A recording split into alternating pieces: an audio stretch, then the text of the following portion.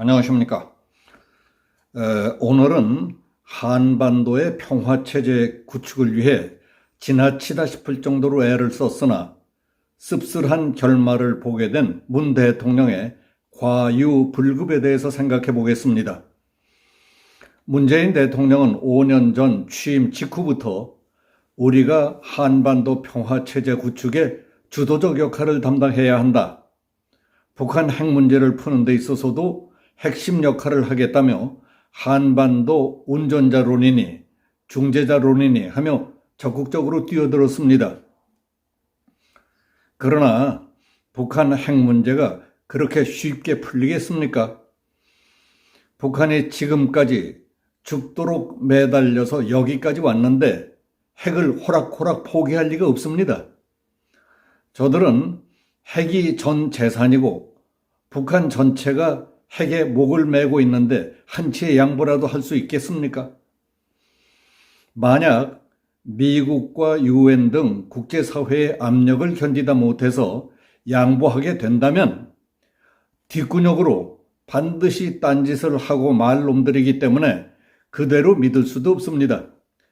그러니까 우리가 뜻했던 대로 미국과 북한 사이에 중재자가 될 리도 없고 더군다나 한반도 문제에 우리가 운전자 노릇을 하겠다는 것이 통할 리도 없었을 겁니다. 그런데 트럼프 김정은의 싱가포르 회담을 계기로 김정은은 중간에 문 대통령을 거쳐봤자 득될 것도 없다는 생각이 들었던지 트럼프 미국 대통령과 직접 소통하는 것이 유리하다는 판단을 내리게 됩니다. 그 후 미국과 북한 사이에 자꾸 끼어들려고 하는 문 대통령을 노골적으로 왕따시킨 충격적인 사실들이 이번 시사저널의 보도로 알려졌습니다. 그 내용을 전해드리겠습니다. 김정은은 한국을 제외한 미국과 북한의 정상 간 대화를 요청한 사실이 드러났습니다. 북한은 미국에 대해 당시 중재자, 한반도 운전자를 자처하고 나선 문재인 대통령을 불필요하다고까지 표현했습니다.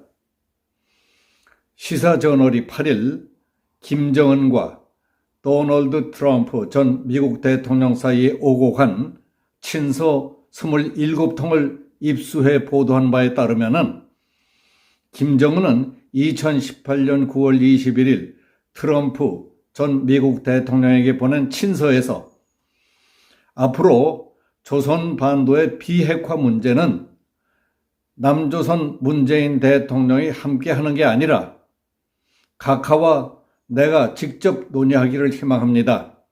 지금 우리 문제들에 대해 문 대통령이 보이는 과도한 관심이 불필요하다고 생각한다고 했습니다. 이어서 김정은은 만일 각하께서 제 의견에 동의하신다면 폼페이오 국무장관을 빠른 시일 내에 다시 평양으로 보내달라고 요청했습니다. 이런 친서가 오간 시점은 김정은이 문 대통령을 평양으로 불러들여서 제3차 남북 정상회담을 연 이틀 뒤였습니다. 그때 문재인 대통령은 김정은과 평양 시내에서 카퍼레이드를 했고 함께 백두산에 오르는 등 돈독한 관계를 과시했습니다. 문 대통령은 한국 정치인으로서는 처음으로 15만 평양 시민 앞에서 감격에 벅찬 모습으로 연설도 했습니다. 문 대통령은 남쪽 대통령으로서 이 자리에 서니 감격을 말로 표현할 수 없습니다. 김정은 위원장과 나는 한반도에서 더 이상 전쟁은 없을 것이며 새로운 평화의 시대가 열렸음을 8천만 우리 결의와 전 세계에 엄숙히 천명했습니다. 우리는 한반도에서 전쟁의 공포와 무력 충돌의 위험을 완전히 제거하기 위한 조치들을 구체적으로 협의했습니다. 우리는 끊어진 민족의 혈맥을 잇고 공동 번영과 자주통일의 미래를 앞당기자고 굳게 약속했습니다. 우리는 5,000년을 함께 살고 70년을 헤어져 살았습니다. 나는 이 자리에서 지난 70년 적대 관계를 완전히 청산하고 다시 하나가 되기 위한 평화의 큰 걸음을 내딛자고 제안합니다. 어떻습니까? 15만 군중도, 말하는 사람 자신도, 듣는 이들도 최면에 걸리게 하는 철저한 선동선전 레토릭으로 되어 있지 않습니까? 나는 지금도 이 글을 누가 썼는지 궁금합니다. 2019년 6월 30일 오후 판문점 자유의 집 앞에서 남북한과 미국 등 3국 정상이 만났을 때에도 비슷한 증언이 나온 바 있었습니다. 존 볼턴 전 미 백악관 국가안보 보좌관은 2020년 회고록에서 당시 도널드 트럼프 미국 대통령과 북한의 김정은은 모두 문재인 대통령의 참여를 원하지 않았다고 주장했습니다. 그날 오전 청와대에서 있었던 한미 정상회담에서 미국 측은 여러 번 문 대통령의 참석을 완곡히 거절했지만 문 대통령은 일단 판문점 내에 관측 초소까지 같이 가서 결정하자고 요청했다는 겁니다. 마이크 폼페이오 국무장관이 문 대통령의 생각을 전날 밤에 타진했지만 북한 측이 거절했다고 전했고 트럼프 대통령도 거듭 나는 문 대통령이 참석하기를 바라지만 북한의 요청대로 할 수밖에 없다고 말했다는 겁니다. 문 대통령은 김정은이 한국 땅에 들어섰을 때 내가 없으면 적절하지 않게 보일 것이다. 김정은과 인사만 하고 트럼프 대통령에게 넘겨준 뒤 떠나겠다고 요청했습니다. 볼턴 회고록에는 이와 같은 일화가 더 구체적으로 소개됐습니다.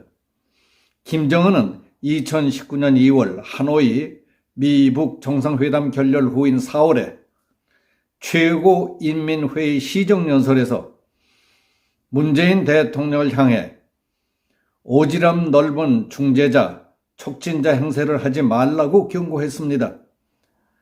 그 후 북한 매체들은 문 대통령을 삶은 소대가리니 겁먹은 개니 하는 등의 거친 표현으로 비난했다고 소개했습니다.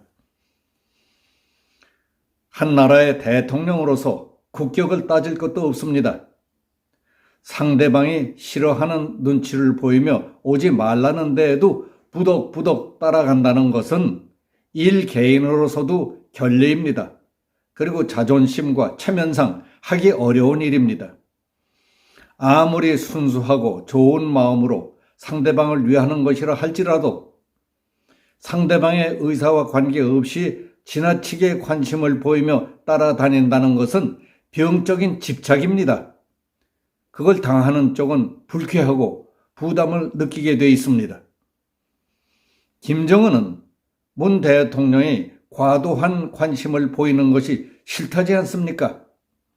오죽 신경이 쓰이고 싫었으면 미국 대통령에게 직접 편지를 써서 문 대통령은 빼놓고 둘이서만 만나자고 했겠습니까?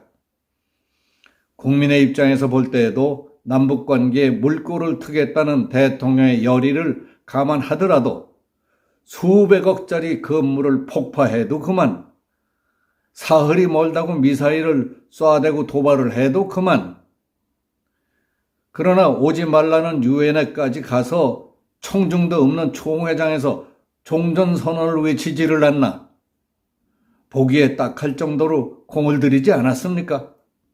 그 결과는 지난 3월 24일 북한이 대륙간 탄도미사일을 발사하면서 모라토리움을 파기해버림으로써 모든 것이 물거품이 되고 말았습니다.